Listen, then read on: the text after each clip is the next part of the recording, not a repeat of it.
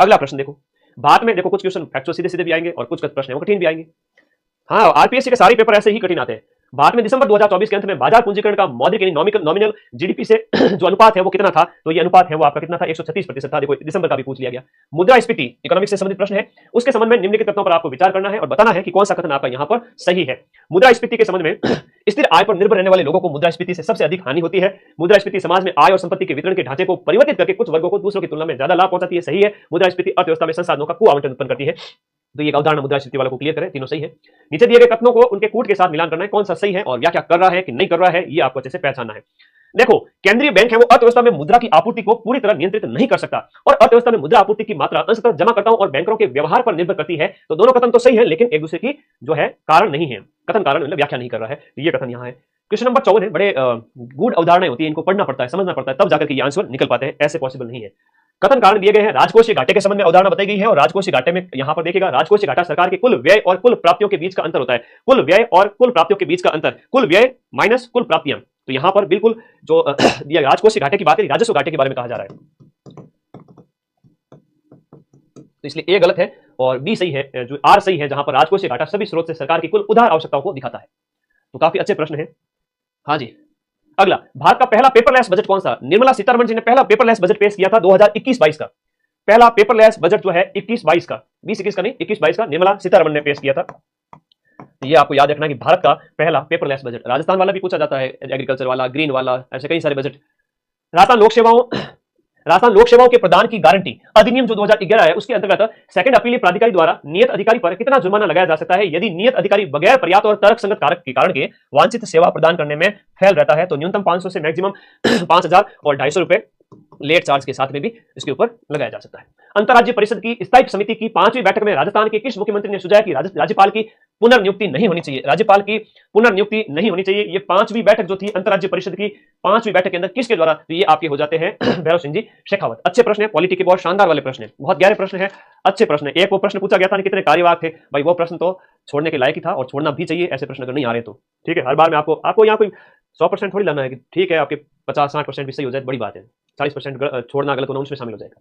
RPSC के गठन से पहले कौन सी तीन, राजस्थान लोक सेवा आयोग के गठन से पहले इनमें से कौन सी तीन देशी रियासतों में लोक सेवा आयोग काम कर रहे थे? ये एक अच्छा प्रश्न, फैक्चुअल प्रश्न अंदर से पूछा गया जो है, याद रखिएगा, जो है पहले यहां पर काम कर रहे थे। तो जयपुर, जोधपुर और बीकानेर 58 के अंदर बी हो जाएगा, जहां लोक सेवा आयोग पहले से ही काम कर रहे थे। राजस्थान राज्य विधिक सेवा प्राधिकरण भारत के संविधान के अनुच्छेद का परिणाम है 39 ए, डीपीएसपी के अंदर आप देखते हो तो 39 क या 39 क 59 के अंदर हो जाएगा 39 ए, क्लोज का नहीं 39 ए, ठीक है, बी ऑप्शन। अच्छा, मतलब आंसर भी, ऑप्शन भी बड़े नजदीक दिए गए हैं, ऑप्शन भी बड़े नजदीक दिए हैं। अब ऐसे प्रश्न है वो आरपीएससी पता नहीं क्या चाहती है, ये तो अच्छा प्रश्न है। हालांकि एक प्रश्न में सूरमा बनने की जरूरत भी नहीं है ना, एक प्रश्न में बड़े सूरमा बनो वो आवश्यक भी नहीं है, क्यों बनना है? तो सार्वजनिक नीति वाला क्वेश्चन नंबर जो है आपका, ये भी थोड़ा टिपिकल टाइप का ही था। तृणमूल गैर सरकारी संगठन के द्वारा, मैं कह रहा हूं इस पेपर में 25 क्वेश्चन 20 क्वेश्चन छोड़ने ही थे, 75-80 क्वेश्चन ही अटेम्प्ट करने थे और उसमें से आपके कितने सही हो रहे हैं, 15 गलत है, 10 गलत है, वो कट ऑफ के अंदर ले जाएंगे आपको। इसकी सीटों की संख्या कम है तो कट ऑफ उसके अकॉर्डिंग ही जाएगी। थानेदार का पेपर हो तो बिल्कुल इसमें से 15 गलत हो जाए अगर आपने ऐसे अटेम्प्ट किया है तो आपके 65 ही सही बचे, 65 में से 120 नंबर आए, 120 में से भी नेगेटिव चले जाए तो 110 के आसपास, 105 के आसपास टॉपर के नंबर आए। ठीक है, हिंदी में बढ़त लेनी पड़ेगी, हिंदी में 170-75 तक का स्कोर करना पड़ेगा, तभी जाके आप 300 के करीब पहुंच पाओगे। मैं तो कहता हूं थानेदार के अंदर इस बार तो जिसने भी 270 का आंकड़ा पास कर लिया वो बहुत सेफ हो जाएगा इस बार में, कह रहा हूं 1000 सीटों में। और 270-80 नंबर लाने वाले पूरे राजस्थान के अंदर 270-80 लोग भी नहीं मिलेंगे। मैं फिर से कह रहा हूं पूरे 250-300 बच्चे भी नहीं है पूरे राजस्थान में कि 280 नंबर 290 नंबर या उससे ज्यादा नंबर ले आए थानेदार के पेपर के अंदर। पिछली बार तो 300 से ऊपर काफी जनों के 300 से ऊपर पिछली बार भी कमी थे, है ना, खूब अफवाह उड़ी ये वो, फिर भी 300 लोग भी नहीं थे। अब देख लो क्या लेवल है, क्या है, हकीकत यही है। तो तृणमूल गैर सरकारी संगठनों के द्वारा निम्नलिखित में से किस अधिकार को वास्तविक बनाने के लिए वॉइस ऑफ इंडिया नामक पोस्ट कार्ड अभियान छिड़ा गया था? सूचना का अधिकार, इसके लिए छिड़ा गया था। ठीक है, उसके बाद में यहां पर आपको, अब इस प्रश्न को आप अगर लैंग्वेज के साथ देखते हो तो आराम से इस प्रश्न आपके सॉल्व हो जाएंगे। लैंग्वेज के साथ थोड़ा सा देखिएगा, इसको थोड़ा लैंग्वेज के साथ देखिएगा। पिछली बार पेपर आउट हुआ था तो तो 300 नंबर लाने वाले पूरे राजस्थान में 300 बच्चे भी नहीं थे। आउट कितना हुआ था, क्या हुआ था वो तो राम जाने, लेकिन 300 नंबर लाने वाले पूरे राजस्थान के अंदर 300 स्टूडेंट भी नहीं थे, ये हकीकत है। तो फिर सबके आने चाहिए थे ना, है ना। तो थोड़ा बहुत तो हर भर्ती में चलता है, मुझे भी पता है। अब थोड़ा एसओजी भी एक्टिव हुई है, कई सारी चीजें हुई है थोड़ा बहुत, लेकिन हकीकत ये है। ठीक है, अगर आप में दम है, मेहनत करने की काबिलियत है, आप 290 ले आते हो, 280 ले आते हो, तो थानेदार की जो कैप है वो आपकी सिर्फ रहेगी, 2 स्टार आपके कंधों पे सजेंगे। 290 300 290 300 उसके करीब पहुंच जाओ। और उसका एक ही तरीका है कि माइंड मैप वीडियो कोर्स और ये 2 किताबें, ज्यादा पढ़ना है तो पढ़ लो, फिर मुझे मत कहना कि रिवीजन हुआ नहीं, ये 2 किताबें एटलीस्ट इंडिया जी की, राजस्थान जी के तो आपका अच्छा होना चाहिए 65 क्वेश्चन सही करने के लिए। फिर करंट मेरे भरोसे छोड़ दो, मैं करंट करवा दूंगा, और मैथ रीजनिंग थोड़ी अच्छी करनी पड़ेगी आपको। तो यहां पर बात हो रही है नीति आयोग की, तो नीति संसाधन संधान है, भारत निर्वाचन है, मानवाधिकार है, तो ह्यूमन राइट हो गया, ए के सामने बी हो गया, ए के सामने बी सिर्फ यहां पर है, और बी के सामने ए होगा, माई वोट मैटर्स सतर्कता आयोग का है, इसमें आपका निर्वाचन का हो जाएगा, निर्वाचन का हो जाएगा विद आई वाणी। तो इस प्रकार क्वेश्चन नंबर जो 63 है उसका ऑप्शन बी ही होगा, 2 का ए होगा और 3 का है वो डी होगा। सामुदायिक विकास कार्यक्रम जो 1952 में देश की आजादी के बाद में स्टार्ट हुआ था, उसकी बात इन्होंने कही है, और ऐसा आजादी के बाद का बात है वो आप इंडियन हिस्ट्री के सिलेबस में है, तो आपको ऐसा नहीं है कि वो आउट ऑफ सिलेबस, चीज आउट ऑफ सिलेबस नहीं है। तो सामुदायिक विकास कार्यक्रम 1952 में स्टार्ट हुआ था, और ग्रामीण भारत में सामाजिक आर्थिक जो रूपांतरण के लिए पहला कार्यक्रम स्टार्ट किया गया था, लोगों की सहभागिता के लिए बॉटम अप दृष्टिकोण अपनाया गया था, इसमें नहीं, और इसमें निर्वाचित प्रतिनिधियों के माध्यम से जन सहभागिता सुनिश्चित की गई थी, ये भी कथन गलत है। तो ऑप्शन नंबर ए और बी यानी कि इसमें बी ऑप्शन सही है। तो केवल और केवल आपको सिर्फ इतना सा पता होना चाहिए कि अगला क्वेश्चन देखिएगा, केवल सामुदायिक जो आपका कार्यक्रम है वो 1952 का हो गया, केवल इतना पढ़ना पर्याप्त नहीं, उसके अंदर की बातें भी पता होनी चाहिए। ओके, फिर है कि भारतीय संविधान की आधारभूत संरचना, आधारभूत जो ढांचा है उसके बारे में कौन सा कथन सही नहीं है। 1973 का जो हम बात करें, केशवानंद भारती विवाद है उसकी बात करें, तो आधारभूत संरचना का सिद्धांत भारतीय संविधान के सम्मुख कथन कौन सा गलत है, कह रहा है संसद की सर्वोच्चता, ये कथन है वो इसमें गलत है, क्योंकि इसमें यह कहा गया था कि संविधान इसमें सर्वोच्च है और वो संसद की जो बनेगी अधिकार उसको सीमित कर सकता है, संसद को सीमित कर सकता है कौन, संविधान। तो संविधान की सर्वोच्चता की बात कही गई थी केशवानंद भारती 1973। राज्य पुनर्गठन अधिनियम के द्वारा कितने प्रकार के राज्यों का समावेशन किया गया था। तो ये राज्य पुनर्गठन अधिनियम जब लाया गया था 1950 के दशक के अंदर, तो क्या हुआ था कि 4 प्रकार के स्टेट पहले चलते थे, ए बी सी और डी। जब एकीकरण पढ़ते हो आप इंडिया का, तब उसमें ये करवाते हैं, कोई बड़ी बात नहीं है, पीछे वाला क्वेश्चन भी कर सकते हो। जेपी नारायण ने जो सावयव लोकतंत्र का निहितार्थ, जेपी नारायण का सावयव लोकतंत्र, ये देश की आजादी के बाद का जो भारत है, जो आप 12वीं की एनसीईआरटी किताब में पढ़ते हो पॉलिटिकल साइंस के अंदर, वैसे उसको हम यहाँ पे पढ़ा देंगे, कोई जो कंटेंट पढ़ाते हैं एनसीईआरटी से ही पढ़ाते, तो कोई कंटेंट वो जेपी नारायण का सावयव लोकतंत्र के बारे में पूछा गया क्वेश्चन है, क्वेश्चन नंबर 77, परमाणु समाज की बात इसमें कही गई है। क्वेश्चन नंबर 68 जो है ये आपका कौन सा किस सूची का विषय है, थोड़ा इसको मिलान करना पड़ेगा। क्वेश्चन नंबर 69 जो है यहाँ पर, तो अधिनियम जरूर दिए जाएंगे, आरपीएससी का फेवरेट क्वेश्चन है, चाहे फर्स्ट ग्रेड है सेकंड ग्रेड है, आरपीएससी के ऐसे प्रश्न दिए जाते हैं, ठीक है। हाँ जी,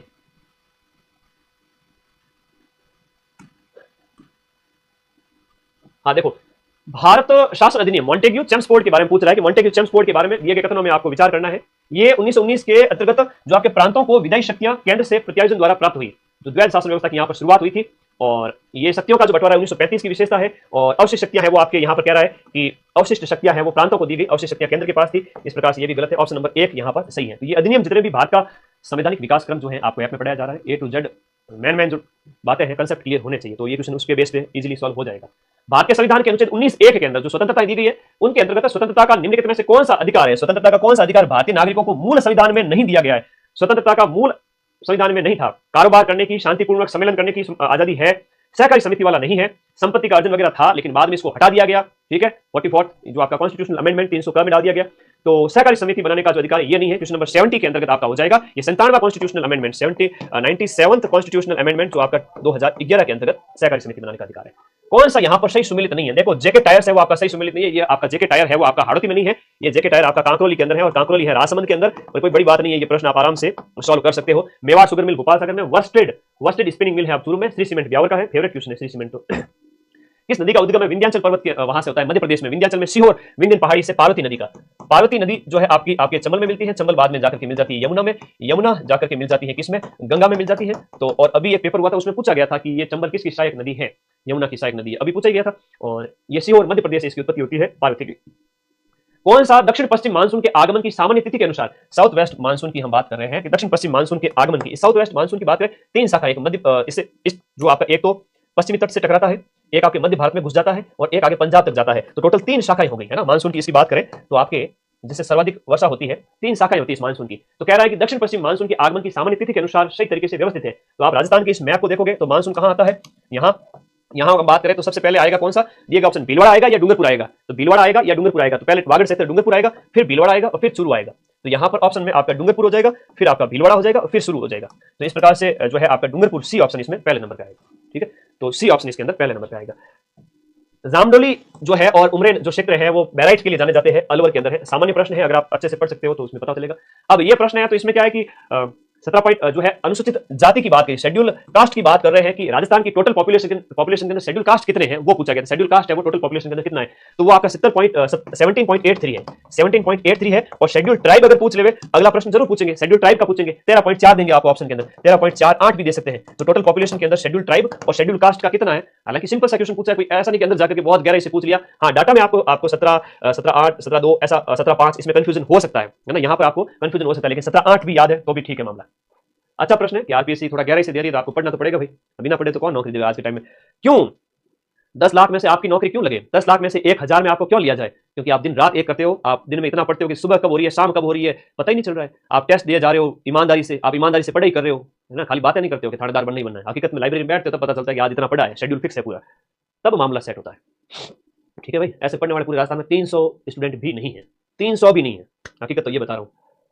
300 नंबर लाने वाले 300 भी मिल जाए तो मेरे से आके मिल लेना। 300 नंबर छोड़ो, 280 रहेंगे इस बार तो सेफ स्कोर 280, तो 280 प्लस 290 प्लस लाने वाले 280 लोग भी नहीं मिलेंगे पूरे राजस्थान में। और फिर कहते हैं गुरुजी कंपटीशन टफ है, थोड़ा पढ़ लो ताकि ये आ जाए आपके हिंदी के बेस पे, हिंदी में रटने वाली चीजें रट डालिए। माइंड मैप की जो हिंदी की पुस्तक है उसमें बहुत ज्यादा उदाहरण आपसे दिए गए, आपके पास भले दूसरी किताब होगी लेकिन आपको माइंड मैप की जो हिंदी की पुस्तक है ना वो आप हर बच्चे के पास होनी चाहिए जो थानेदार की तैयारी कर रहे हैं। उसमें हमारे बहुत बढ़िया बढ़िया उदाहरण डाले हुए किसी भी किताब की तुलना में बहुत ज्यादा, भले आप एक किताब रखो लेकिन वो किताब जरूर रखना। देखो ये किया जा सकता है कि मैसा का पठार आप चित्तौड़गढ़ के अंदर देखते हो, कह रहे हैं कि कौन कौन सुमेलित है। मैसा पठार चित्तौड़गढ़, मैसा के पठार पर चित्तौड़गढ़ मौर्य ने इसका निर्माण करवाया था, 7वीं 8वीं शताब्दी में पढ़ते हो।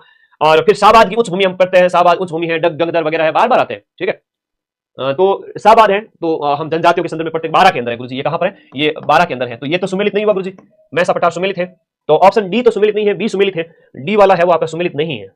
तो बचा कौन सा, 2 या फिर 3 में से एक होगा। तो 50-50 वाला मामला जहां कहीं भी हो ना वहां रिस्क लेनी है, थानेदार के पेपर में हो चाहे कोई भी पेपर हो, 50-50 में रिस्क ले लो, बाकी एलिमिनेट कर लो, डी तो हो गई नहीं क्योंकि शाहबाद आप बहुत बार पढ़ते हो। अच्छा शाहबाद वाला तो मैं आपको कई बार पढ़ाता हूं कि भाई जो कंजर्वेशन रिजर्व है लेटेस्ट उसमें भी शाहबाद वाला पढ़ाते हैं, तो दिमाग में होना चाहिए कि शाहबाद 12 के अंदर है। भले ये आपका जो भौतिक विभाग है राजस्थान के उसमें से पूछा गया प्रश्न। तो ये चंदवाड़ी नया है, तो बिल्कुल नया है तो रट लीजिए, चंदवाड़ी है वो कोटा के अंदर है।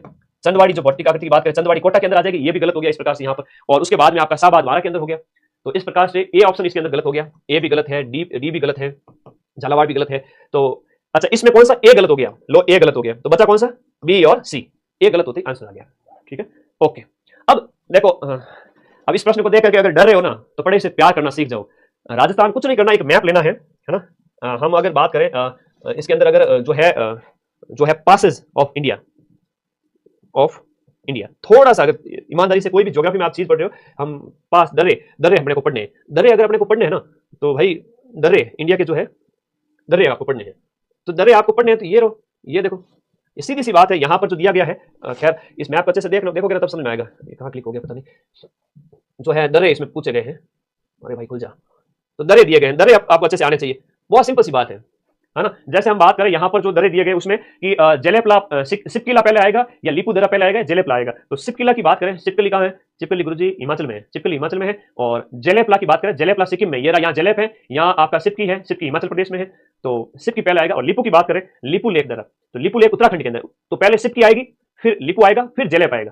सिलजा सिलजा सिलजा, फटा हुआ सिलजा, जल्दी से सिलजा, पेपर दे दिया आरपीएस ने ऐसा, हाँ फट गया सिलजा, फट गया सिलो भाई। शिपकिला कहां पर है गुरुजी, हिमाचल प्रदेश के अंदर है। लिपू लेक कहां पर है गुरुजी, अरे लिपू उत्तराखंड के अंदर है, यूके के अंदर, यूके मतलब उत्तराखंड, हाँ यूनाइटेड किंगडम नहीं। जलेपला है वो सिक्किम के अंदर है। ठीक है, तो सीधी सी बात है। और दिफू दरा, बोमडीला दरा, ये तो बचपन से पढ़ते आ रहे हो, अरुणाचल प्रदेश में दिफू है, बोमडीला है, तो ये अरुणाचल प्रदेश की बात हो रही है। लेकिन शुरुआत सिपकिला से स्टार्ट होगी, सिपकिला यहाँ पर भी है, यहाँ पर भी है, ये दोनों कट हो गए। तो सिपकिला के बाद में आएगा गुरुजी लिपू आएगा, तो सी ऑप्शन आएगा सर। कह रहा है कि पश्चिम से पूर्व, इंडिया के मैप के अंदर ये कह रहा है कि पश्चिम, वेस्ट से ईस्ट की ओर जाना है, वेस्ट से ईस्ट की ओर जाना है। और आपके थानेदार के पेपर में मैं याद आऊंगा आप लोगों को, प्रश्न पूछा जाएगा नॉर्थ से साउथ की ओर सीक्वेंस पूछ लेंगे, पहाड़ियों का, दर्रों का, कुछ भी पूछ सकते हैं। तो नॉर्थ से साउथ भी पूछे तो भी आपका पहले सिपकिला आएगा, फिर आपका लिपू आएगा, फिर जलेप आएगा। आप देखो वो सबसे ऊपर है हिमाचल में, फिर हिमाचल के नीचे आता है उत्तराखंड, आता है कि नहीं आता है। तो लाइब्रेरी के अंदर जहां भी आप बैठे हो, इंडिया का एक पॉलिटिकल मैप, इंडिया का एक पॉलिटिकल मैप ऑफ इंडिया है ना, थालोगन माई सौगन है, पॉलिटिकल मैप और एक आपका भौतिक नक्शा है ना, भौतिक मैप जिसे फिजियोग्राफिक मैप कहेंगे, तो जिसमें पहाड़ियां, नदियां वगैरह सब कुछ हो, तो वो दो मैप आपके सामने होने चाहिए। एक वर्ल्ड फिजिकल का मैप और वर्ल्ड पॉलिटिकल का मैप आपके पास होना चाहिए। World political, world physical, India political, India physical, अगर ये पास में है आपके तो आप मान के चलो कि 7 से 8 प्रश्न आप सही करके आओगे, सिर्फ और सिर्फ मैप को देख करके। आराम से 10-12 क्वेश्चन जो भी आएंगे इंडिया वर्ल्ड के, उसमें से 7-8 मैप से ही सही कर लोगे, आधे क्वेश्चन लगभग। तो मेरी बात ध्यान से रखना, फिजिकल और पॉलिटिकल मैप आपके पास होना चाहिए, बाकी सब उससे क्लियर हो रहा है, कोई बड़ी बात नहीं है, कोई कठिन प्रश्न है नहीं। और फिर कहते हो आरपीएससी ने पेपर कठिन बनाया, गुरुजी शादी नहीं होगी, ये नहीं होगी, नौकरी नहीं लगेंगे, ऐसा थोड़ी होता है। तो थोड़ा पढ़ाई करो तो सब कुछ होगा, रमकुड़ जमकुड़ी भी आएगी, नौकरी भी लगेगी, घर वाले खुश भी होंगे और बढ़िया आनंद के साथ सेलिब्रेशन करेंगे। थानेदार अपने घर की खेती है, चिंता मत करो, बढ़िया मेहनत करके पढ़ेंगे। पंपोर और पुलवामा, सरल प्रश्न है, भले ही आपको पंपोर नहीं आ रहा है, पुलवामा आपको करेवा को पकड़ना है। करेवा कश्मीर हिमालय के अंदर है, सीधा सा सरल सा प्रश्न आया हुआ है। आप अगर पढ़ाई से प्यार करते हो तो ये प्रश्न इस साल 2 से 3 बार पूछा गया है, और मैंने 2025 के जो पेपर करवाए वो 20 लाख बच्चों ने देखे हैं 2 महीने के अंदर। तो उसमें ये सारे क्वेश्चन करवाए हुए, राजस्थान वाले भी हैं, इंडिया वाले भी, जब सीटी का पेपर था उसमें भी आया था, पटवारी में पूछा गया था ये प्रश्न, अधीनस्थ बोर्ड ने पूछ लिया। तो करेवा में केसर की खेती होती है, करेवा केसर, ठीक है। कार्डमम की पहाड़ी है साउथ में, तो वहां इलायची है, तो ये आपको ध्यान रखना है। केसर है वो कश्मीर हिमालय के अंदर, करेवा जो आपका महीन बारीक मिट्टी ला करके जमा दी जाती है वो करेवा कहलाती है, उसमें केसर की खेती होती है। करेवा कहां पर है? कश्मीर हिमालय में स्थित आपकी जमीन है। तो ये इन चीजों से तो फैमिलियर होना ही पड़ेगा आपको, पढ़ाई अगर करनी है तो ये तो आनी चाहिए। और ये मैं सीना ठोक के कहता हूं कि चाहे आपका दर्रे हो, चाहे ये प्रश्न हो, चाहे आपका ये वाला प्रश्न हो, चाहे आपका जो आपका इंडिया राजस्थान जी के भी इंडिया मतलब करेवा वाला, दामोदर नदी घाटी कोयला क्षेत्र, इस किताब में ज्योग्राफी से बाहर ये क्वेश्चन जाएंगे नहीं। फिर से कह रहा हूं, इंडियन जी के बहुत मेहनत से 8 महीने लगे तब जाके किताब तैयार हुई। और ये कि भाई दामोदर घाटी कोयला क्षेत्र में, दामोदर मतलब छोटा नागपुर पठार की बात हो रही है, इसकी बात हो रही है, इसकी बात हो रही है। ये वाला जो क्षेत्र है दामोदर नदी घाटी क्षेत्र के अंदर कोयला क्षेत्र कौन सा नहीं है ये पूछ रहा है। तो इसीलिए तो मैं कह रहा हूं कि इंडियन और इंडिया और वर्ल्ड का फिजिकल और पॉलिटिकल मैप आपके पास में 4 नक्शे प्रिंट निकलवा लो रंगीन, और अपने पास रखो, अपनी दीवार में चिपका दो, जहां भी आप सोते हो। सुबह उठते ही सबसे पहले मैप देखना है, सुबह उठे आंखें खुली है ना, आंखें खुलते ही सबसे पहले मैप को 5 मिनट देखो, फिर दूसरे काम करो। तो इसमें जो है वो उमरिया है, बोकारो है, गिरिडीह है, कर्णपुरा है। अच्छा प्रश्न पूछा गया है कि भारत के जो खनिज भंडार है उनके संबंधित प्रश्न, बहुत अच्छा प्रश्न पूछा गया आपसे, बहुत शानदार वाला प्रश्न पूछा गया। तो जो उमरिया है ना, उमरिया तो मध्य प्रदेश के अंदर है, उमरिया मध्य प्रदेश में सोन जो गंगा की सहायक नदी है, सोन नदी क्षेत्र का वहां का क्षेत्र है, कोयला क्षेत्र। हाँ बॉस ये रिपीट होते हैं, तो डरने की जरूरत नहीं, अगर कोई डर रहा है ना तो इतना भी कठिन नहीं है, ठीक है। माइंड मैप रिकॉर्डेड है, लाइव बैच है, थानेदार का पेपर जो बैच लाइव चल रहा है, जनवरी में, दिसंबर जनवरी में हम इसको खत्म करेंगे। लेकिन डरने की आवश्यकता नहीं है, पीछे की सारी क्लासेज अवेलेबल है, रिकॉर्ड अवेलेबल हो जाती है, क्लास के तुरंत बाद में रिकॉर्डेड अवेलेबल रहती है, और ऐप ज्वाइन करने से अगले 2 साल तक आपके पास बैच रहेगा। तो लाइव तो खाली कहते हैं ना, नए जो बच्चे उनके लिए, सुमेलन करना है उनके लिए, तो वो थोड़ा लाइव देखते हैं, बाकी वाले रिकॉर्डेड पसंद करते हैं, ज्यादा वीडियोस फटाफट देख ले, ये वो। सब इंस्पेक्टर का बैच एनएफ है क्या? मैं तो फिर से कह रहा हूं, आरपीएससी में दम है तो पेपर बनाएं, कठिन से कठिन। 5 अप्रैल मदन सर आपके पास मां सरस्वती के आशीर्वाद से हाजिर होंगे, 100 में से 80 क्वेश्चन जीके के मैं दूंगा प्रूफ। 20 कितने टफ होंगे, बच्चे डर जाते हैं, उन्हें हमें उनसे कोई लेना देना नहीं है, ठीक है, हमें उनसे कुछ भी लेना देना नहीं है ना। आप कितना कठिन पेपर बना लो, 20 बना लोगे, 25 कठिन बना लोगे, 75-80 मैं मिला लूंगा, फिर कठिन से कठिन पेपर में भी, है ना। बैच कर लेंगे इसी वीडियो के नीचे। बच्चे बार बार आप पूछ रहे हो, नॉमिनल फीस है बेटा, 2000 के अंदर सारी चीज मिल जाएगी, मार्केट में तो 2000 में टेस्ट सीरीज भी नहीं मिलती है, भले क्वेश्चन आए ना आए। और थानेदार का बैच तो सुना है कि 5 से 10 हजार का मिल रहा है। ओके मेरे बच्चों, यहाँ पर पूछा है कि कागज मिले हैं और अवस्थिति है, बल्लारपुर है और नौहाटी है, ब्रजराज नगर है और राजमुंद्री है। ये सीधी सी चीजें इंडिया जी के रामायण में दी हुई है। आपको थानेदार का बैच लेना है लेकिन नोट्स नहीं बनाना है। क्या बात करें गुरुजी, थानेदार का बैच लेना, नोट्स नहीं बनाने। ये दोनों किताबें पर्याप्त है, ये नोट्स ही तो है और क्या है। राजस्थान जी के, इंडिया जी के, हिम्मत है तो ये 500 पेज याद करके दिखाओ अगले 3 महीने के अंदर। और इसमें से 65 में से 55 क्वेश्चन इंडिया जी के, राजस्थान जी के। मेरी जिम्मेदारी है कि मैं आपको उसमें से मिला के दिखा दूं किताब में से। तो पढ़ो भाई, बैच और किताब दोनों पढ़ोगे, बहुत फायदा मिलेगा। क्वेश्चन नंबर 80 आपसे पूछा जा रहा है कि आपका जो बल्लारपुर है ये आपका ओडिशा के अंदर से कागज मिले हैं, तो थोड़ा ध्यान से जब भी उद्योग वगैरह, खनिज वगैरह जब भी पढ़ो तो देखना पड़ेगा। नेहाटी पश्चिम बंगाल है, ब्रजराज बिहार में है, राजामुंद्री आंध्र प्रदेश में। अच्छा तेल वाले जो है ना, तेल क्षेत्र है वो भी आपसे पूछे जाते हैं कि भाई आपका निम्न में से कौन सा तेल क्षेत्र कहां पर है। आरपीएससी सेकंड ग्रेड में उसका तो पूर्व से पश्चिम की ओर क्रम पूछ लिया और फिर कहते हैं गुरुजी पेपर बहुत टफ आया। क्यों भाई?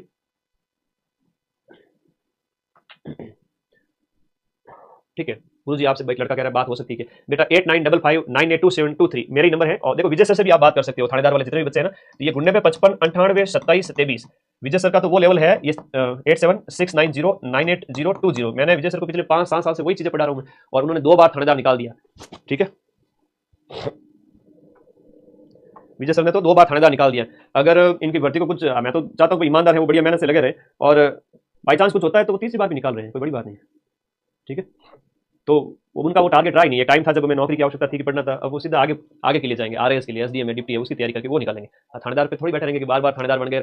तो भाई मैं उस बैच के अंदर मैं बात करूँ तो भाई जो है आपकी रैंक 3 है ना, परमेश्वर चौधरी, रैंक 12 रिचपाल, ये बंधु जो है उन्होंने साबित किया है उस बैच के जो बहुत ब्रिलियंट बच्चे जिन्होंने बहुत बढ़िया मेहनत की, आरएएस में टॉप रैंक लेके आए, थानेदार को निकाला, ईओआरओ के अंदर इतने सेलेक्ट हुए, आरएएस के अंदर इतने सेलेक्ट हुए। तो कैलिबर है इस बैच के अंदर। 2021 वाला जो बैच है वो बहुत मेहनती बच्चे हैं इसके अंदर, बहुत। मैं कहूँ कि अभी भी 90% बच्चे हैं वो मेहनती ही थे। बाई चांस अगर कुछ 10-12% अगर कोई फफूंद आ गई उसकी वजह से अगर सबके ऊपर आरोप लगाया गया तो ये एक बहुत, वो एक ना गंदी राजनीति कह सकते हैं या कुछ भी कह सकते हैं, लेकिन बच्चे बड़े मेहनती थे वो, और वो अपने आप को साबित भी किए हैं और बहुत अच्छा ना, ईओ में लग गए, आरएएस में लग गए, 50 जने तो लगभग 40 जने तो लग चुके हैं इससे सब इंस्पेक्टर से भी बड़ी पोस्ट पे।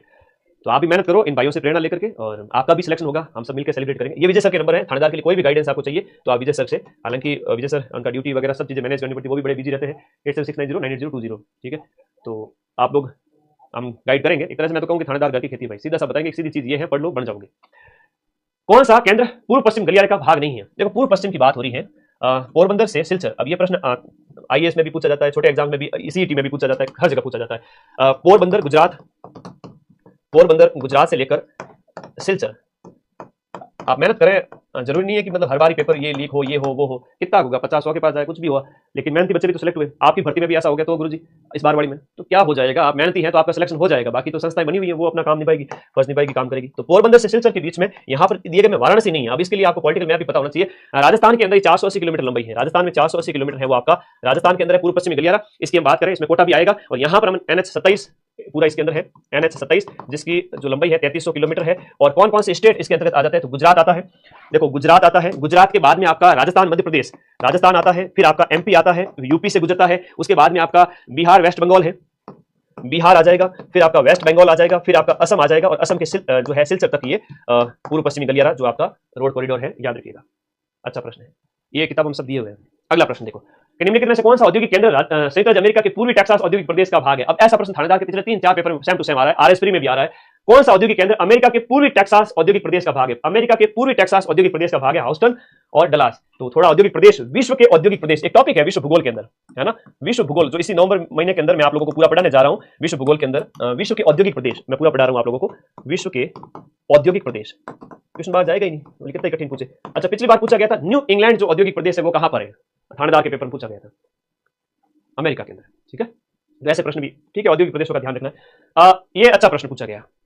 अच्छा, तो क्या पूछा गया कि मोजाबे है नॉर्थ अमेरिका। हम जब महाद्वीप पढ़ते हैं ना तो उसमें बहुत डिटेल में बताते हैं कि मोजाबे उत्तरी अमेरिका में है, नेगेव है वो इजराइल में है, सिम्पसन है, सैंडी है, ये सब ऑस्ट्रेलिया में है। तो ये ऑप्शन डी यहाँ पर गलत हो गया, बाकी वाले सब सही है। तो केवल 3 मरुस्थल है वो सुमेलित है। मोजाम्बिक उत्तरी अमेरिका का है, नेगेव आपका इजराइल का है, एशिया में मरुस्थल है, सिम्पसन है, सैंडी है, गिब्सन है, ये सब आपके कहां है? ऑस्ट्रेलिया के अंदर। थानेदार का पेपर 5 अप्रैल को जो होगा उसमें से इसमें से एक प्रश्न आना पड़ेगा, एक प्रश्न आना पड़ेगा 5 अप्रैल के पेपर में, 5/4/2026। एक प्रश्न इस मैप से छप गया समझो। क्या छप गया समझो? देखो ये जो था ना अभी वाला, ये नेगेव यहां पर है आपके इजराइल के अंदर, है ना। तो ये वाला जो इलाका है एशिया के अंदर आ जाएगा, नेगेव यहां हो जाएगा। और ये रहा मोजेव यहाँ पर जो है आपका मरुस्थल अमेरिका के अंदर। सोनोरन है, मोजेव है, कोलोराडो प्लेट्यू है, ग्रेट बेसिन है, और चिहुआहुआ अमेरिका का मरुस्थल। अटाकामा है और Patagonia, Atacama Patagonia south America के जो है डेजर्ट है। नामीब है, कालाहारी है और सहारा है, ये अफ्रीका के हैं। अरेबियन, थार, टकला मकान और गोबी ये सब एशिया के हैं। और Tanami, great Sandy, Gibson, Great Victoria और सिम्पसन ये ऑस्ट्रेलिया के हैं। और इस बार पेपर में ये क्वेश्चन पूछे जाएंगे। ये 5 मरुस्थल ऑस्ट्रेलिया के याद कर लेना, Great Sandy, Gibson, Great Victoria, Great Sandy, Gibson, जी है और टीएस है। तो जीएसटी याद रख लेना। क्या याद करें गुरुजी? जीएसटी याद करो भाई, जीएसटी, जी से 3G, 3G क्या सर? 3G की बात करें तो 3G के अंदर याद करोगे, ग्रेट सैंडी है, गिब्सन है, ग्रेट विक्टोरिया है, एस से क्या हो गया सर? एस से सिम्पसन है और टी से तनामी है। जी हुआ क्या हुआ? मैक्सिको में, ठीक है, ओके। तो ये स्क्रीनशॉट ले लो। क्या ही प्रश्न है? अब क्या गुरुजी कठिन प्रश्न है, मैंने तो कोई लागे कठिन है। थोड़ा सा लखनऊ लाडे, थोड़ा ढंग पड़े करो, कठिन को नहीं, घना इजी है, थोड़ी तपाया करो भाई, ठीक है। 2 रोटी खा के लाइब्रेरी में बैठ जाया करो, यूं नहीं कि पेट भर ले भयंकर, 2 रोटी खाया करो, है ना, कबूतर की तरह दाना खाया करो, एकदम चुपचाप लाइब्रेरी में साथ में थोड़ा सा भोजन ले जाओ, पूरे दिन लाइब्रेरी में बैठे रहो। और अभी तो नवंबर, दिसंबर, जनवरी, फरवरी, मार्च 5 महीने बचे हुए, 145 दिन है। अभी 0 लेवल से करोगे तो भी थानेदार बना दूंगा। आप, मैं गाइड कर सकता हूं, ऐप में से कह सकता हूं कि आरपीएससी के पेपर में 80% मिल जाएंगे, लेकिन पढ़ना आपके हिस्से है। कौन सा विश्व का जैव विविधता हॉटस्पॉट नहीं है? तो जैव विविधता हॉटस्पॉट में अलास्का अमेरिका का जो है वो नहीं है। 1000 धुआरों की घाटी वगैरह यहाँ पर पाई जाती है, 1000 धुआरे हैं वो आपके यहाँ के फेमस हैं, जो आपके जमीन में से निकलते रहते हैं। वर्ल्ड के जो हॉटस्पॉट है, अब इसके लिए गूगल करना है, वर्ल्ड के हॉटस्पॉट सर्च करना है, एक सीधा सा मैप यहाँ आपके सामने खुल जाएगा, वर्ल्ड के हॉटस्पॉट सीधा मैप खुलेगा सामने। उसमें काकेकस है जो रसिया यूरोप की सीमा पर है, कैलेडोनिया है, मेडागास्कर और हिंद महासागर द्वीप है, अफ्रीका वाला हो गया मेडागास्कर, बहुत ज्यादा जीव जंतु वहां पाए जाते हैं। सुमेलित कौन सा नहीं है? देखो यहाँ पर आपको बताना है कि महासागरीय जलमार्ग है और जलमार्ग आपके सिलेबस में है वर्ल्ड ज्योग्राफी में, और बंदरगाह है, कौन सा बंदरगाह सुमेलित नहीं है? पार प्रशांत में, पार पैसिफिक में मनीला है फिलीपींस का, उत्तर अटलांटिक में लिस्बन है, स्वेज नहर में डाकर नहीं है, और दक्षिण साउथ अटलांटिक का मोंटेवीडियो है। तो क्वेश्चन 85 का पोर्ट सईद और पोर्ट स्वेज पोर्ट है ना, पोर्ट सईद और जो आपका दूसरा वाला है जो आपका स्वेज पोर्ट। अब एक बार प्रश्न ये पूछा गया था, ये बंदरगाह है कि स्वेज नहर किसको जोड़ती है? मेडिटेरियन सी को कौन सा समुद्र से जोड़ती है? जरा कमेंट करना। अगर वर्ल्ड का मैप आपको पता है तो आप आराम से उस प्रश्न को सॉल्व कर सकते हो कि स्वेज नहर है वो आपको किसको जोड़ती है, ठीक है, ओके। मेडिटेरियन सी कोई तो जोड़ती है नीचे की और अरब सागर की और, किस कौन सा सागर बताओ? ओके, बंबई को राज्य पुनर्गठन आयोग के द्वारा 1960 में किन दो भागों में बंबई को बांट करके, बंबई ये जो बहुत बड़ा प्रांत था बंबई, इस बंबई जो प्रांत को यहाँ पर ये बंबई प्रांत था पूरा, अब इसमें एक तो गुजरात बना दिया गया और एक बना दिया गया महाराष्ट्र। तो ये बंबई प्रांत जो है वो बड़ा सरल सा प्रश्न पूछ लिया गया, दो भागों में बांट दिया गया, महाराष्ट्र और गुजरात के अंदर, महाराष्ट्र और गुजरात के अंदर। अन भाई ये तो बचपन से पढ़ते आ रहे हो कि अटलांटिक महासागर को प्रशांत कह सकते हो कि अटलांटिक को प्रशांत से जोड़ सकती है इनडायरेक्टली, लेकिन आपका जो लाल सागर और भूमध्य सागर मेडिटेरियन सी को रेड सी से जोड़ती है, और ये आईएएस प्री में पूछा गया था एक बार, ठीक है, 4-5 साल पहले। अब स्वेज नहर का, स्वेज और पनामा जरूर याद रखना किसको किससे जोड़ती है, कहां स्थित है, विश्व के जलमार्ग और औद्योगिक प्रदेश, 2 से 3 प्रश्न आएंगे। निम्न में से कौन सा हिंदू धर्म ग्रंथों के अंदर 3 ऋणों में शामिल नहीं है? देखो हम ऋषि यानी ऋषि ऋण देखते हैं, देवताओं का ऋण देखते हैं, पितृ ऋण देखते हैं, यानी कि हमारे पूर्वज मातृ ऋण का हम कहीं पर भी उल्लेख नहीं पाते हैं। और भारतेश्वर बाहुबली रा से साली और एक साली और याद करो, भरतेश्वर बाहुबली घोर, राजस्थानी की सबसे प्राचीन रचना जो है भरतेश्वर बाहुबली घोर है, वो जिनसेन सूरी की है ना। तो ये याद करो, एक भरतेश्वर बाहुबली घोर, भरतेश्वर बाहुबली घोर, तो ये आपके सबसे प्राचीन रचना है राजस्थानी की, ऐसा भी उल्लेख मिलता है। लॉर्ड डलहौजी ने जो आपका व्यापक सिद्धांत दिया था, बात है 1848 की, इस व्यापक सिद्धांत के तहत सिंध, जो कि हम बात करें सिंध प्रदेश की बात करें तो सिंध प्रदेश का विलय नहीं किया गया था, सिंध प्रदेश तो यहां हो गया यहां पर, और उसके बाद में सतारा, झांसी, नागपुर का विलय किया गया था, लेकिन सिंध का विलय नहीं किया गया था। इसमें सबसे पहले 1848 ईस्वी में सर्वप्रथम अगर किसी रियासत का राज्य का विलय किया गया था तो वो सतारा का ही किया गया था। सबसे पहले किसका किया गया था? सबसे पहले सतारा का किया गया था 1848 में। अगली बार हो सकता है कि आपसे प्रश्न पूछ ले कि बताइए भाई सबसे पहले किसका विलय किया गया था, तो पूछ सकते हैं। डलहौजी का व्यक्तिगत सिद्धांत, हड़प लो, राज्य हड़प। नमक सत्याग्रह जो नेतृत्व तो गांधी जी की गिरफ्तारी के बाद में किसके द्वारा किया गया था? मॉडर्न जो इंडियन हिस्ट्री है जिसमें नेशनल मूवमेंट है उससे प्रश्न पूछा गया है कि जो 6 अप्रैल को 1930 को ये हुआ था, इसमें अब्बास तैयब जी, सरदार वल्लभ भाई पटेल, इसमें अब्बास तैयब जी हो जाएगा, बी ऑप्शन। अच्छा प्रश्न है और इस इंडिया हिस्ट्री वाली किताब में मिल जाएगा। अरे भाई शैक्षिक परिदृश्य, आईसीटी सब खत्म हो रही है अगले एक सप्ताह में, 95% कोर्स नीट का कंप्लीट है, 3 महीने पहले एग्जाम से पहले। वैदिक काल के अंदर यानी कि 1500 ईसा पूर्व से लेकर के आपसे पूछा जा रहा है 700 ईसा पूर्व, इस काल के दौरान बताइएगा, कथन दिए गए हैं कि उत्तर वैदिक काल यानी 1000 ईसा पूर्व, 1000 ईसा पूर्व, जो 1000 ईसा पूर्व का टाइम है उससे लेकर के 700 ईसा पूर्व आपका उत्तर वैदिक काल है।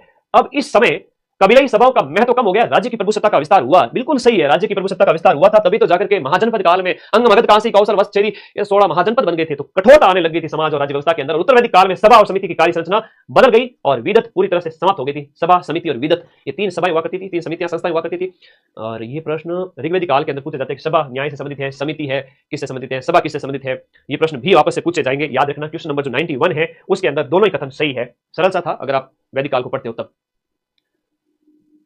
निम्न में से कौन सा सुमेलित नहीं है दिए गए में? कंजर है, चक्री नृत्य, कंजर जाति के लोग चक्री नृत्य करते हैं, कंजर चक्री नृत्य करते हैं। और 13 ताली कामर जाति की महिलाएं रामदेव जी की आराधना में करती है ना। बाबा रामदेव जी ने जो नया पंथ चलाया था उसमें वो उन वर्ग की महिलाओं के द्वारा अग्नि नृत्य कतरिया सर जसनाथ जी का, जसनाथ जी से संबंधित और प्रश्न 2 इस क्लास में इस पेपर में पूछे गए थे। फर नृत्य आपका कालबेलियों का नहीं है, कालबेलियों का तो बाईपास है, कालबेलियों की तो बाईपास है, और बाईपास मतलब यहां पर होता है बागड़िया, इंडोनी, पणियारी और शंकरिया, ये कालबेलियों के नृत्य है। पछेड़ा क्या है? एक मोटी सूती की शॉल होती है जो पुरुषों का परिधान है, सर्दियों में बचने के लिए जो शॉल धारण की जाती है वो पछेड़ा है। राजस्थान की हिस्ट्री कल्चर वाली बुक में दिया हुआ है पछेड़ा, कोई बड़ी बात नहीं। फड़ है वो कपड़े की चित्रांकन होती है। कौन सा संत है? वो संत जसनाथ जी से। कौन सा स्थान? संत जसनाथ जी से संबंधित नहीं है, तो ये अच्छा प्रश्न दिया, बहुत बढ़िया क्वेश्चन दिया गया। गोरखमालिया में जहां इन्होंने 12 साल तक धुनी रमाई थी एकदम मौन धारण करके, ये अच्छा प्रश्न है। गोरखमालिया है, भागथली है, कतरियासर है, पोलावास है, बहुत प्यारा क्वेश्चन दिया गया। क्वेश्चन नंबर 94 जो आपका यहाँ पर दिए गए प्रश्न में जो आपका पोलावास, कतरियासर, भागथली है ना, 94 के अंदर भागथली ऑप्शन इससे संबंधित नहीं है, ठीक है। अब निम्न में से कौन से उत्सव और मेलों को ग्रेगोरियन कैलेंडर के अनुसार आपको कालक्रम के हिसाब से व्यवस्थित करना है? और ये मेरा वीडियो है 32,000 तो लाइक है इसके ऊपर। ये वीडियो मेरा 4 लाख बच्चों ने देखा हुआ है, शॉर्ट्स है, जिसमें मैंने आरपीएससी रेजिडेंस बोर्ड का नया ट्रेंड बताया था कि पर्यटन मेले आते जा रहे हैं। अगर कोई भी एग्जाम और आप मेरे ट्रेंड देख के चले जाते हो पेपर के शॉर्ट्स का, तो उसमें से काफी क्वेश्चन मिल जाएंगे। तो मैंने कहा था शरद महोत्सव कब होता है, ग्रीष्म महोत्सव कब होता है, तो सीधी सी बात है ऊंट महोत्सव आपका जनवरी फरवरी के उस टाइम में होता है। ऊंट महोत्सव है वो आपका जनवरी के अंदर होता है, बीकानेर के अंदर, सीधी सी बात है। ग्रीष्म महोत्सव होता है तो आबू में होता है, जून के अंदर होता है। पुष्कर मेला है तो अक्टूबर के अंदर होता है। महावीर जी मेला है तो अप्रैल के महीने में, यानी आप फाल्गुन के बाद में, मार्च के बाद में, अप्रैल के अंदर होता है। तो महावीर जी का चैत्र के अंदर 13 को होता है, सीधी सी बात है। तो मिलान तो करना था, ठीक है। और ये प्रश्न कोई कठिन नहीं था, ये सरल प्रश्न में आएगा अगर आप पढ़ने वाले विद्यार्थी हो तो। सबसे पहले 1 आएगा और 1 के बाद में जनवरी के बाद में फरवरी, मार्च और अप्रैल आएगा, 1 के बाद में 4 आएगा, सीधा सा पड़ा है सामने। उसके बाद में 2 यानी जून आएगा, फिर अक्टूबर आएगा। ये तो मैं कराता रहता हूँ शॉर्ट्स, कोई कठिन नहीं है, ठीक है। आरपीसी का कोई भी पेपर ले आओ, 80 क्वेश्चन हम मिला देंगे 100 में से, ठीक है। अजीत विलास है। अब आप अगर थोड़ा भी ध्यान से अजीत विलास की मैं बात करूं, थोड़ा भी ध्यान से अगर आप मॉडर्न हम बात करें, थोड़ा भी ध्यान से अगर आप जो है आप अच्छे से राजवंश पढ़ते हो, जसवंत सिंह की बात आती है तो उनके दरबारी विद्वानों की हम बात करते हैं, गार्डन ये सॉरी जसवंत सिंह अजीत सिंह, तो अजीत विलास गार्डन पसाइट इनके द्वारा लिखा गया था, सीधा सीधा उनके विद्वान का नाम आता है, तो ए के सामने 3 आएगा, ये लफड़ा ही खत्म है ना। फिर बी के सामने 4 आएगा, ददवाड़ी चुंडो आएगा तो निबंधाबंद और वसलपुर गढ़विजय है, तो सी के सामने एक यानी कि जोगीदास है, विवेक बार निशानी है तो ये आपका केशवदास का है। तो ए को पकड़ो बाकी सब पार पड़ जाए, अजीत सिंह को पढ़ो उस समय उनके दरबारी विद्वान ढंग से पढ़ो भाई, ठीक है, सरल सा प्रश्न है। कौन सा मारवाड़ सेवा संघ से संबंधित नहीं है, तो आपके दिए गए में से जो आपके यादव जी हैं वो भरतपुर से संबंधित है, तो मारवाड़ सेवा संघ से संबंधित नहीं हो सकते। जैनन व्यास है, कानमल है, बहुलर सराफ है। ये खतरनाक क्वेश्चन था जिसको आप छोड़ भी सकते हो।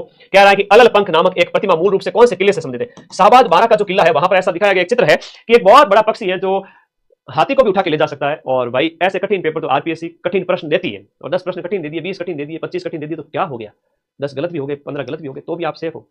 तो ये ऐसा दिखता है अलल पंख, मैंने लगाया फोटो आपके। कौन सा चित्रकार जयपुर के महाराजा प्रताप सिंह के दरबार में नहीं था। सवाई प्रताप सिंह के दरबार में मोहम्मद शाह नहीं था, जो जयसिंह सेकंड के और ईश्वरी सिंह के दरबार में था। जयसिंह सेकंड कहो या सवाई जयसिंह कहो, ये आपको याद रखना है। और भगवान कृष्ण की चित्रकारी से संबंधित है। आदमकद, ये आदमकद ईश्वरी सिंह के दरबारी जो उनके चित्रकार उनके द्वारा बनाए गए थे। मोहम्मद शाह आपका ईश्वरी सिंह और जयसिंह सेकंड। जयसिंह सेकंड की बात करें, इनका टाइम कौन सा है, जयसिंह सेकंड 1700 से 1743 और ईश्वरी सिंह आपके 1748-50 के आसपास, ठीक है, जो सरगासुरी से कूद करके नीचे गिर गए थे। लास्ट क्वेश्चन है, कथन को आपको चेंज करना है। आरपीएससी फर्स्ट ग्रेड और सेकंड ग्रेड में इससे भी टफ क्वेश्चन दिए गए थे, जहां मैंने 80% क्वेश्चन मिलाए थे। तो सीधी सी बात है, थोड़ा पढ़ना पड़ेगा। मार्केट की गाइड और मार्केटिंग वाले जो इधर उधर के कोर्स होते हैं ना, वहां भरोसा मत करो, जहां विश्वास हो वही पढ़ लो, जो कि आपका माइंड मैप है। सीधी सी बात है, जिस दिन मेरा क्वेश्चन नहीं मिले उस दिन मेरे से भी मत पढ़ना। सही विकल्प का चयन करना है कि राजा चंद्रसेन जो है, जिन्हें महाराणा प्रताप का अग्रगामी कहते हैं 16वीं शताब्दी के अंदर, राव चंद्रसेन राजस्थान के पहले राजपूत राजा थे जिन्होंने मुगल सम्राट अकबर की सत्ता को चुनौती दी थी, बिल्कुल दी थी। राम उदय और ये जो भाई थे नागौर दरबार में नहीं गए थे, ये तो ये पहले शासक थे, तो प्रताप का अग्रगामी इन्हें कहा जाता है। मारवाड़ का भूला बिसरा राजा कहा जाता है, प्रताप का अग्रगामी। सारण की पहाड़ी पाली में यहाँ इनकी छतरी बनी हुई है, यहीं पर इन्होंने 1580 के आसपास अपना जीवन त्याग दिया था, मुगलों से लोहा लेते लेते। नागौर दरबार 1570 में, बीकानेर के कल्याणमल, बिल्कुल कल्याणमल का तो कल्याण हो गया है ना, बीकानेर का कल्याणमल, जैसलमेर का हरराय, आमेर के कछवा राजवंश के अंदर हम बात करें तो ये आपके भारमल, भगवंदास, मान सिंह सब गए थे, अकबर के दिन स्वीकार की थी। दोनों कथन आपके यहाँ पर क्या है, सही है। तो थैंक यू, धन्यवाद। क्या सीखे, तो मेरे प्यारे उस्ताद ये सीखे कि पेपर चाहे कितना भी कठिन आए, हमें सारा पेपर अटेम्प्ट नहीं करना है। करंट अफेयर्स में हमें डरना नहीं है। करंट में अगर हम 50-50 भी कर पा रहे हैं तो आप लोग सेफ हैं। करंट में आपका अगर 50% भी कर रहे हो तो सेफ है। सारे प्रश्न को नहीं करने हैं, 20 क्वेश्चन हो सकता है, 25 क्वेश्चन छोड़ने तो पड़े, ठीक है, ओके, धन्यवाद, थैंक यू। और पढ़ते रहिए, मस्त रहिए। और फिर से कह रहा हूँ, 5 अप्रैल के दिन तैयार रहना, थानेदार का पेपर होगा, जिसका कोर्स मैंने लॉन्च किया हुआ है। मेरे क्लिप काट कर तो पूरा राजस्थान बैठा है, बच्चे नहीं विरोधी, कि किसी न किसी दिन मदन सर का हम मजाक बनाएंगे कि इनके क्वेश्चन नहीं मिले। तो सेकंड ग्रेड का सितंबर में पेपर हुआ था, जिसके प्रूफ दिए हुए हैं 100 में से 80। 13 सितंबर टेलीग्राम पे पोस्ट देख लेना। और 24 जून 2025 की फर्स्ट ग्रेड में 55 में से 42 क्वेश्चन, ये प्रूफ दिए हुए ऑलरेडी, मैं तो प्रूफ दे के परेशान हो गया। और इसी बैच में से मैं दूंगा थानेदार के 5 अप्रैल के दिन प्रूफ, ठीक है, धन्यवाद, थैंक यू। पढ़ते रहो, मस्त रहो। मेरा पूरा दिन इसी पढ़ाई में बीतता है, और बच्चों को पढ़ाने की जिम्मेदारी मां सरस्वती ने दी है। ईमानदारी से पढ़ाते हैं, दिल से पढ़ाते हैं। बैच लॉन्च करते हैं एकदम नॉमिनल प्राइस के अंदर, जितने में हमारा खर्चा निकल जाए, टीम का खर्चा निकल जाए, बहुत सारी कॉस्ट होती है, और उतने में मैं चाहूँ तो इस बैच को 5000 कर दूं, बच्चे लेंगे फिर भी, लेकिन वो एक्स्ट्रा 3000 मैं अपनी तिजोरी में नहीं रख सकता, ठीक है। जितने में नॉमिनल फीस में हमारा हो जाता है सारा काम, उतने में हम फीस रखते हैं। और इसी के अंदर 40 टेस्ट है, ठीक है, 40 न्यू टेस्ट है, हिंदी के 20 और 20 आपके जीके के। हो सकता है हम 10 टेस्ट पेपर और भी दे देवे। 40 नए टेस्ट सीरीज भी हमने स्टार्ट कर दी है। आप लोग इधर उधर भटके नहीं कि ऑफलाइन जा रहे हो, कर रहे हो, OMR लेके आ जाओ और खुद ही दो इसमें से, तो कहीं नहीं भटकना, अपने आप अंडरग्राउंड कर लीजिए। माइंड मैप का बैच, माइंड मैप का थानेदार का batch, plus 3 books of mind map, और पढ़ने की हिम्मत है तो 300 नंबर आपके हैं, कहीं नहीं गए, ठीक है, 300 अंक का स्कोर कर लोगे। बाकी ज्यादा पढ़ना नहीं है, रिवाइज कर नहीं पाओगे, लिमिटेड पढ़ो, अच्छा पढ़ो, कंटेंट को शॉर्ट करो, और नोट्स के प्रूफ नहीं, जो है आपके क्वेश्चंस जो है आपको नोट्स नहीं बनाने, आप लोगों को नोट्स ऑलरेडी इन किताबों में है, चाहे आपको इंडिया जी की किताब हो चाहे राजस्थान जी की हो। अब घर बैठे भी मंगा सकते हो कि गुरुजी मैं तो दूर हूं, मेरी किताब मिल रही है कि नहीं मिल रही है, तो 94 60 97 14 50 व्हाट्सएप नंबर है माइंड मैप के, किताब के लिए ऑर्डर करो, 5 दिन के अंदर किताब घर आ जाएगी। ये 2 किताब हो गई, और एक हिंदी की किताब है अपने ही हिंदी माइंड मैप की, जिसमें थानेदार का पूरा सिलेबस है हिंदी का। 3 किताबें रट लो तो भी आप सिलेक्शन के बहुत करीब चले जाओगे, बहुत करीब, और कर लोगे सिलेक्शन। 3 किताबें पढ़ ली, और बैच को खाली देखना है, ठीक है, नोट्स नहीं बनाने हैं, ठीक है, धन्यवाद, थैंक यू। और मां सरस्वती उसी का रिजल्ट जारी करेंगे जो उनकी जितनी भक्ति करेंगे। तो समझ जाओ, रोजाना सुबह 7 बजे से लेकर 12 बजे तक बिना कुछ खाए पिए पढ़ लो। बाकी दिन भर में क्या करते हो मुझे कोई मतलब उससे मेरा मतलब नहीं है कि आप लोग, मेरी कोई शिकायत भी नहीं है आप लोगों से कि आप पढ़ते नहीं हो ये वो। एटलीस्ट सुबह के जो 5 घंटे 4 घंटे 6 घंटे आप पढ़ लो, उसके बाद में आप लोग आराम से दिन में रेस्ट करो, खाना खाओ, 2-3 घंटे नींद निकालो, फिर वापस पढ़ने बैठो, ठीक है, धन्यवाद, टेक केयर, मिलते हैं बैच के अंदर।